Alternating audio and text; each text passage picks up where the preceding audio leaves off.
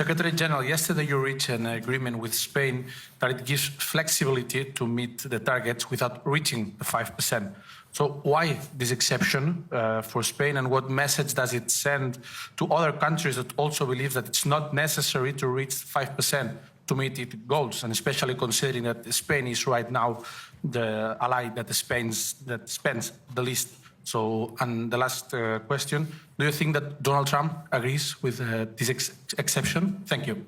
Well, all allies agreed with the statement, and all allies agree with the capability targets. The defense ministers a couple of weeks ago nailed down the capability targets. And as you know, we are an alliance where we fight together, and if necessary, where we also suffer and die together for our collective defense. And I've always had the highest respect for Spain's contribution to NATO. They are active all over NATO territory in many missions. And Spain has also agreed with the targets. Fact is that Spain thinks they can achieve those targets on a percentage of 2.1%. NATO is absolutely convinced, Spain will have to spend 3.5% to get there.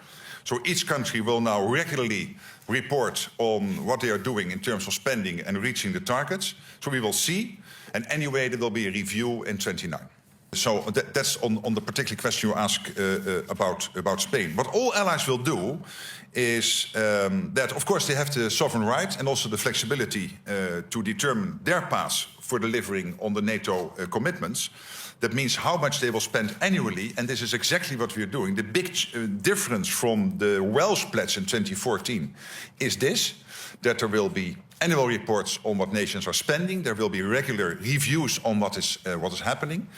In 2029, we will take stock, including on the international security situation, whether we might need to increase the amount of spending we need to do as a collective alliance.